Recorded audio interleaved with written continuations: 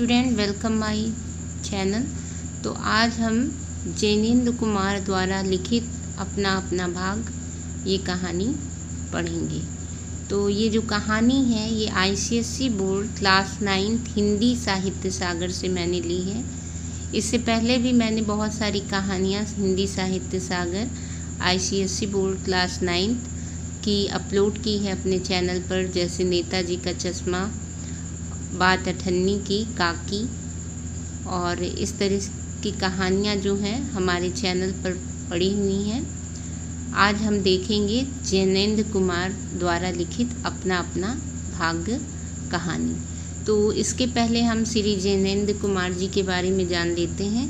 श्री जैनेन्द्र कुमार का जन्म अलीगढ़ ज़िले में कोड़ियागंज नामक कस्बे में हुआ था। कहाँ पे हुआ था? अलीगढ़ ज़िले में कोड़ियागंज नामक कस्बे में हुआ था और कितने सन में? सन 1905 में हुआ था। जैनेन्द्र की रचनाओं पर गांधीवाद का बहुत प्रभाव पड़ा है। ये अहिंसावादी और दार्शनिक थे। मुख्य रूप से तो ये कहानीकार थे, पर इन्होंने निबंध, उपन्यास और संस्मरण भी लिखे हैं। सुनीता, सुखदा, मुक्तिबोध इनके प्रसिद्ध उपन्यास। साहित्य का श्रेय और प्रेय, मंथन प्रसिद्ध निबंध संग्रह तथा फांसी, जय संधि, वातायन, नीलम देश की राजकन्या, एक रात, दो चिड़िया, पाजेब इनके प्रसिद्ध कहानी संग्रह हैं। इनकी कहानियों में कहानी कला को नया आयाम मिला है, जिसमें वर्णन और विवरण की अपेक्षा चिंतन और विश्लेषण की प्रधानता है। तो आगे अब हम कहानी देखते हैं। श्री ये जैनेन्द्र कुमार का जीवन परिचय था और अब हम इनके द्वारा लिखित कहानी अपना अपना भाग सुनते हैं। तो कहानी आपकी है अपना अपना भाग्य, जैनेन्द्र कुमार द्वारा रचित। बहुत कुछ निरुद्देश्य घूम चुकने पर हम सड़क के किनारे बेंच पर बैठ गए। अब नैनीताल की संध्या धीरे धीरे उतर रही थी। रुई के रेशे से भाप से बादल हमारे सिरों को छू छू कर बेरोक घूम रहे थे। हल्के प्रकाश और अंधियारी से रंगकर कभी वे नीले दिखते, कभी सफ़ेद और फिर जरा अरुण पड़ जाते, जैसे हमारे साथ खेलना चाह रहे हों। 5, 10, 15 मिनट हो गए। मित्र के उठने का कोई इरादा न मालूम हुआ। मैंने झुंझला कर कहा, चलिए भी। तो मेरा मित्र कहता है, अरे जरा बैठो। हाथ पकड़कर जरा बैठने के लिए जब जोर से बैठा लिया गया तो और चारा न रहा। सनक से छुटकारा पाना आसान न था और जरा बैठना भी जरा न था। चुपचाप बैठे तंग हो रहा था, कुड़ रहा था कि मित्र अचानक बोली, देखो वह क्या है। तो यहाँ पे दो मित्रों की कहानी है, जिसमें वो लोग नैनीताल घूमने गए हैं और नैनीताल में शाम के समय वो लोग एक जगह पर बैठे हुए हैं और वहीं की वार्तालाप दूसरा मित्र बता रहा है। तो पहले तो यहाँ पे हम अर्थ को समझेंगे।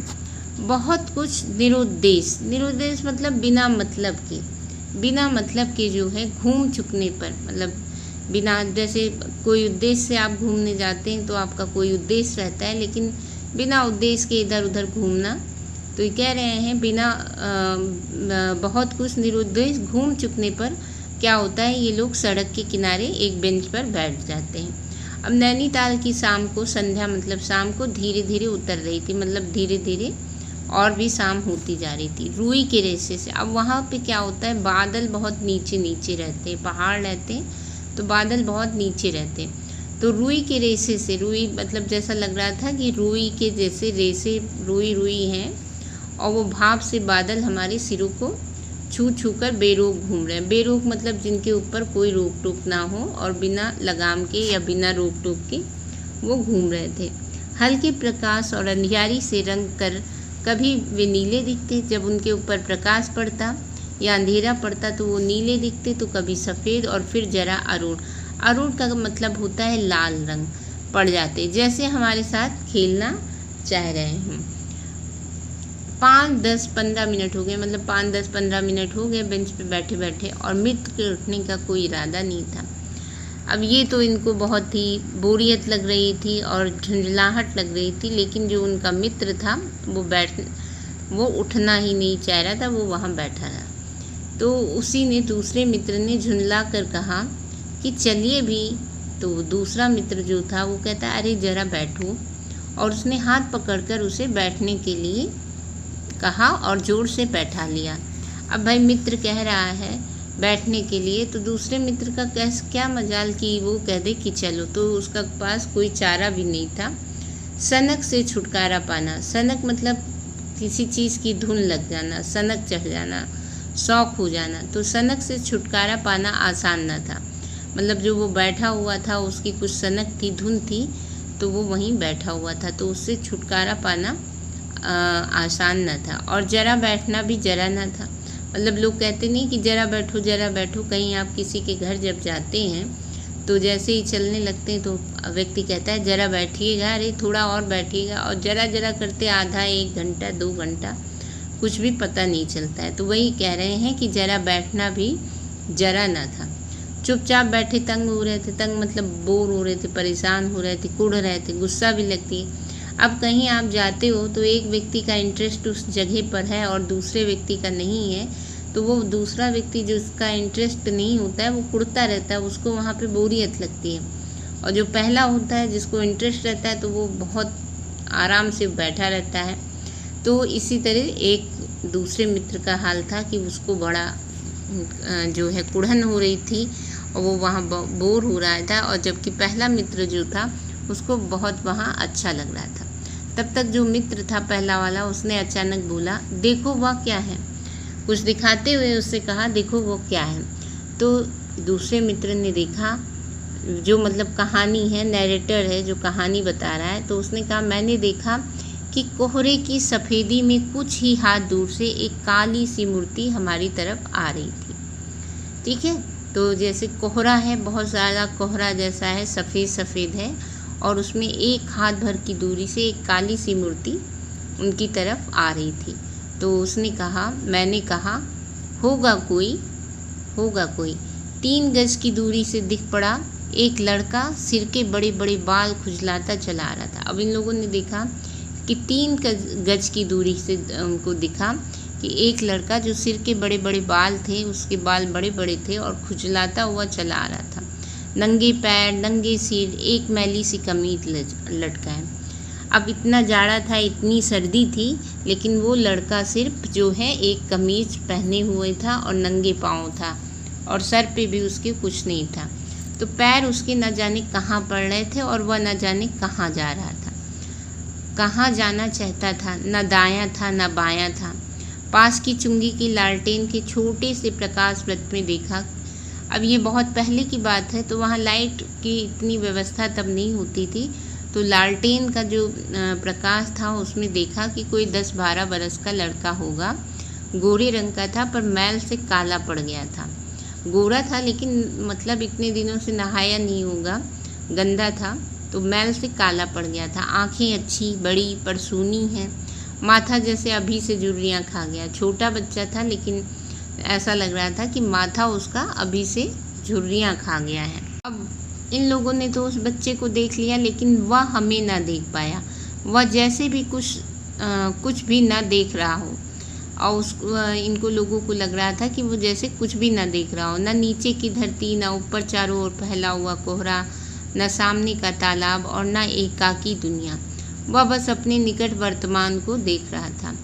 मित्र ने आवाज़ दी, जो उनके पहले मित्र ने कहा था देखो वो क्या है, तो उसने आवाज़ दी ए। उसने अपनी सूनी आंखें फाड़ दी। कोई भाई आपको बुलाता है अचानक से, तो आप ऐसे नहीं चौंक के देखने लगते हैं कि कौन हमें बुला रहा है, मैं तो इसे जानता नहीं। दुनिया सो गई है, तू ही क्यों घूम रहा है। अब उसने मित्र ने कहा कि सारी दुनिया सो रही है और तू क्यों घूम रहा है। बालक मूक मतलब चुप हो, बिल्कुल चुपचाप, कुछ बोल नहीं रहा था। फिर भी बोलता हुआ सा चेहरा लेकर खड़ा रहा। वो कुछ बोल नहीं रहा था लेकिन उसका चेहरा जो है कुछ बोल रहा था। कहाँ सोएगा, यहीं कहीं, कल कहाँ सोया था। अब जैसे उससे पूछा कि कहाँ सोएगा, बहुत ठंड हो रही थी ना, एक शर्ट पहने था और सर पे भी कुछ नहीं था, तो उससे पूछता है मित्र जो उसका, कहता है कहाँ सोएगा, तो वो कहता है यहीं कहीं। तो कल कहाँ सोया था? तो उसने कहा दुकान पर। आज वहाँ क्यों नहीं? मतलब दुकान पर सोए थे तो आज वहाँ क्यों नहीं? नौकरी से हटा दिया। उसने कहा नौकरी से हटा दिया। तो अब पूछते हैं क्या नौकरी थी? सब काम, मतलब सारा काम था। 1 रुपया और झूठा खाना, मतलब सब काम करता था, 1 रुपया मिलता था और उसको, और झूठा खाना मतलब जो लोग छोड़ देते थे उसको वो खाता था। फिर नौकरी करेगा? उससे पूछते हैं कि फिर नौकरी करेगा? तो वो कहता हाँ। तो कहें बाहर चलेगा? तो उसने कहा हाँ। आज क्या खाना खाया? तो उसने कहा कुछ नहीं। अब खाना मिलेगा? तो कहा नहीं मिलेगा। यूं ही सो जाएगा बिना? तो कहा हाँ। तो कहा कहाँ सोएगा? सारी डिटेल। कहता है यहीं कहीं। इन्हीं कपड़ों में सोएगा? वो पूछते हैं इन्हीं कपड़ों में? तो बालक फिर आंखों से बोलकर मुंह खड़ा रहा, मतलब चुपचाप खड़ा रहा। आंखें मानो बोलती थी, या भी कैसा मूर्ख प्रश्न है। उसको वो सोच रहे थे कि क्या मूर्ख प्रश्न, जब यही कपड़ा पहने हूँ तो यही कपड़ा पहन के सोऊंगा ना। तो फिर जो है मित्र क्वेश्चन करता है माँ बाप है? तो लड़का कहता हाँ। कहाँ? तो कहा 15 कोस दूर गांव में। तू भाग आया है? तो उसने कहा हाँ। तो उसने कहा क्यों? तो कहा मेरे कई भाई बहन हैं, सो भाग आया। वहाँ काम नहीं, रोटी नहीं, बाप भूखा रहता है और माँ भूखी रहती थी, रोती थी, सो भाग आया। एक साथी और था, उसी गांव का था, मुझसे बड़ा। दोनों साथ यहाँ आए हैं, वह अब नहीं है। अब वो कह रहा है कि उसने पूछा तुम क्या भाग के आए हो? तो उसने कहा हाँ भाग के आए।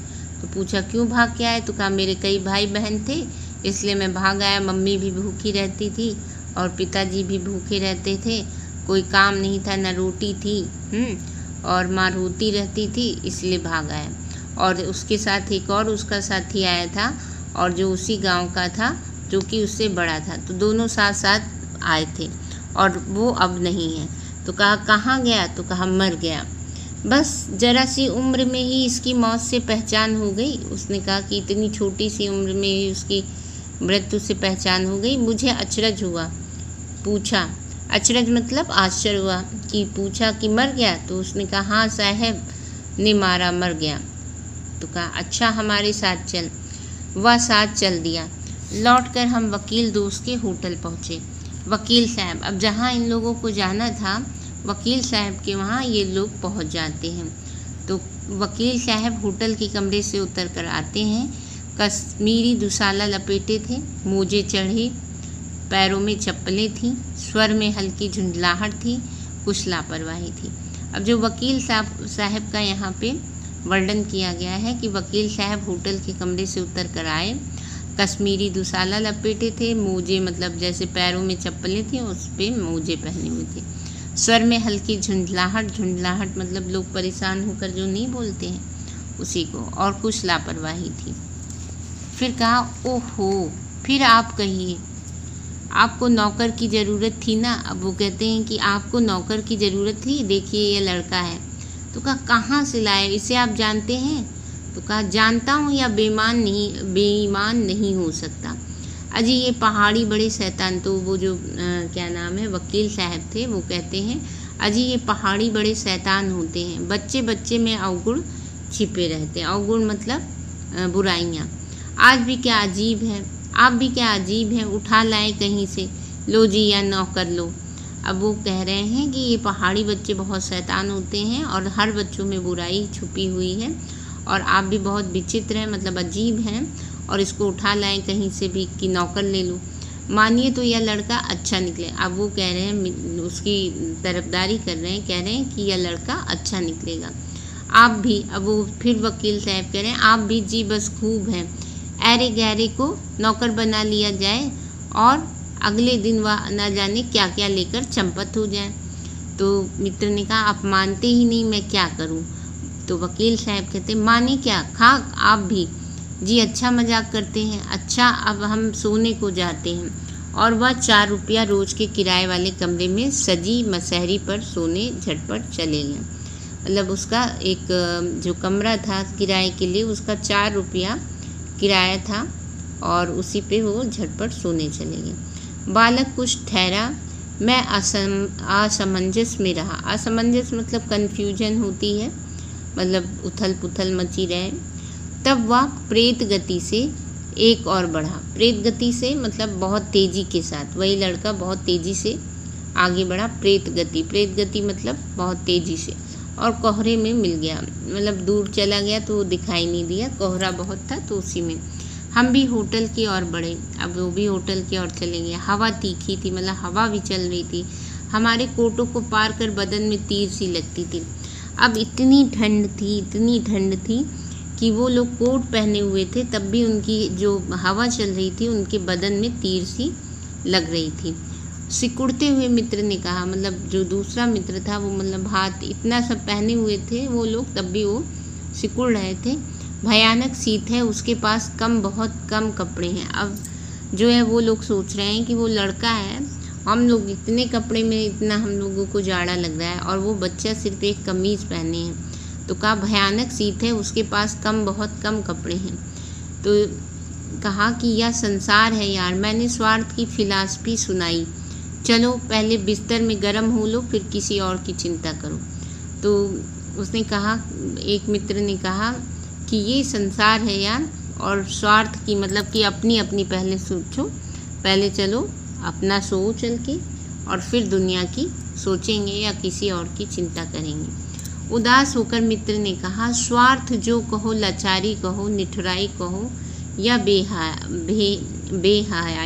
बेहयाई मतलब होता है बेशर्मी। अब मित्र ने उदास होकर कहा कि इसे चाहे स्वार्थ कह लो या लाचारी मतलब मजबूरी कह लो, या निठुराई कह लो, या बेहयाई कह लो, यानी कि बेशर्मी कह लो। दूसरे दिन नैनीताल स्वर्ग के किसी काले गुलाम पशु के दुलार का वह बेटा, वह बालक निश्चित समय पर हमारे होटल डी पब में नहीं आया। अब दूसरे दिन नैनीताल स्वर्ग जो था कि किसी काले गुलाम पशु के दुलार का वह बेटा, बालक, यानी कि निश्चित समय पर हमारे होटल डी पब, होटल का नाम क्या था, डी पब में वो नहीं आया। हम अपनी नैनीताल सैर खुशी खुशी खत्म कर चलने को हुए। उस लड़के की आस लगाए बैठे रहने की ज़रूरत हमने ना समझी।